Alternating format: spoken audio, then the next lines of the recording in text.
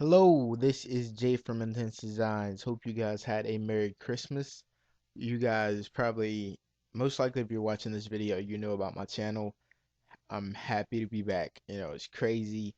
I was very inactive on my other channel for a while, and it kind of killed my channel. But yeah, guess who's back? Me. Today, we're gonna hop into Cinema 4D.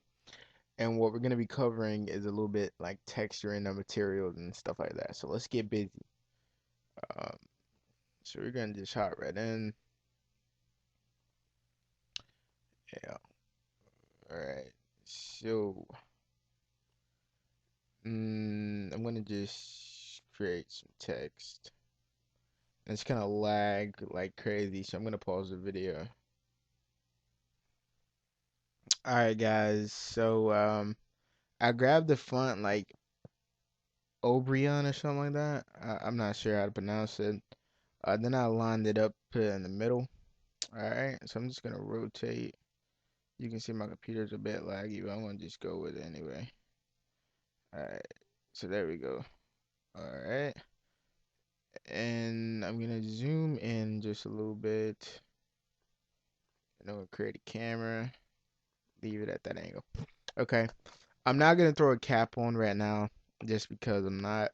I'm gonna just hop right into creating materials. So, we're gonna first double click in the little creative material window at the bottom, or I'm not sure. I customized my Cinema 4D. I'm sorry, I'm not big help, so I can't exactly tell you where yours might be. But yeah. All right. So what I'm gonna do is I'm gonna go to the color channel, and I'm gonna go to texture, and we're gonna go load image. And you don't have to use a specific image for this, like stock or texture. You can just pretty much pick whatever you want. Um, I have so many freaking textures. I've just collected over the years. So I'm just gonna go like randomly scrolling. And I hope like you can see I'm not getting anything. I'll just go with this one just because it was the first gray one. All right, so I'm gonna go to no, and then we're gonna get our material should appear right here. You should be able to see it over here. And for some reason mine is acting stupid. Whatever.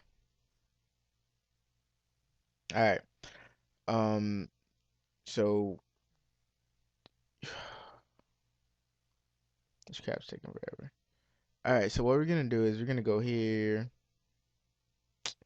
and then what I do is go to click that little arrow right there, and I go to the layer, and then you'll get something right here called layer, and it should, I don't know, it should automatically transfer over, and then I go to shader, and this is pretty much how I like pick color wise and stuff like that. You can change the mode of the texture, like what you want the texture to be as. I usually leave it at this normal. Go to effect, um, hue and saturation, hue, satin, lightness, correction. Um, and you can just pretty much pick what color you want. Um, you know, my screen is acting stupid right now. My computer, not my screen, rather. So it's not really gonna show you guys. Hold on. Alright, actually, it wasn't showing you guys anything because I had to boost up the saturation. So I'm gonna put saturation like 50, and then like you can pretty much get what color you want, you know, fine. And if you really want like an orange, you can boost the saturation up. You can make it darker, take the brightness down. You can uncheck colorize or whatever. I mean, just pretty much however you want. Um, I'm going to pretty much go for something simple. So I'm gonna go for something like this. Maybe make it a little bit darker. Um, Go to reflections. I mean, you can make this pretty much reflections whatever you want. It really depends on it. I'm gonna take off specular, and since it's kind of like a darker material, I'm not gonna really go crazy with the reflections. I'm gonna put brightness on 2, click on the little arrow again and go to Fresnel. And usually you want to double the whatever this number is, but for this case, I'm gonna triple it. So I'm gonna go to 6, and it's not gonna really make that much of a difference. Okay. Next thing I always do, like for you can go to environment or bump or whatever, like pretty much wherever you want. But I usually go to bump and I try to load the same image, and I'm not gonna be able to find the same image because yeah, like I pretty much selected it. Like I will be mad lucky to find it. Oh, look at that. I hope that's the same one. Anyway, and you'll see on the material, it kind of what it does is kind of like add more of like pretty much like texture to it, like it's lines, like add kind of more of a feel to it, if that makes sense. All right, then when I always use displacement. Don't ask me what it does. Hopefully somebody like Project 4D Ollie will comment on my channel and save my life. Because I have no idea what that is, you know. And I'm gonna go back to the same texture, and then I can tell you what bump does. You can actually see what displacement does. Correction again. I'm like failing tremendously as, and you can see what bump does is kind of like add like it's pretty much like shards, or it really adds more definition to it. Like pretty much gets it right on material wise. Always try to have bump where I can see like a little bit of it like roughness. But I mean it really depends. A lot of people don't use I say bump, it's displacement.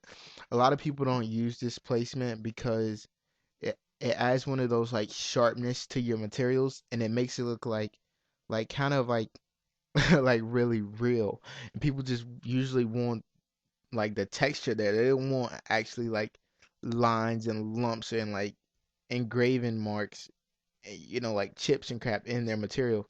And this is exactly what that does. It adds all that. So for this one, I'm gonna add maybe like 15. I mean, you can even go lower than that if you want minimum like 4, maybe 5 or 6 something. Anyway, I'm gonna drag this on my text.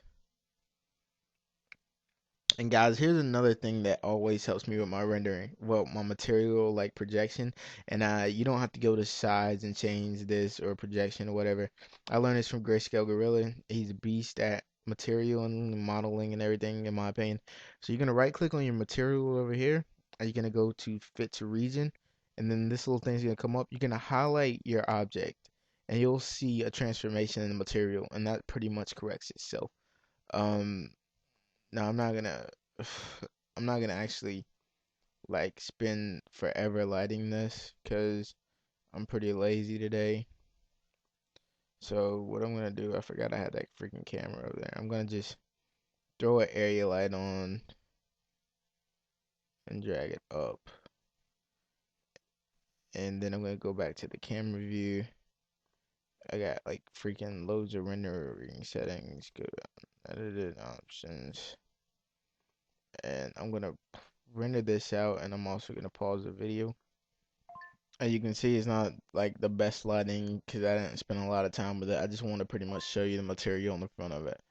And like I said, like, I mean, you can do a lot of things to change it or whatever, but I'm just gonna leave it like it is just for the material. Give you guys a general idea of how to work with materials. Hopefully that helped. This has been Jay from Intense Designs. Um, yeah. Maybe in my next tutorial, I'll show you how to customize your desktop like this and get like crazy stuff with it. Um, yeah, just depends on what comments I get and blah blah blah. Please subscribe to my channel to help me get back up.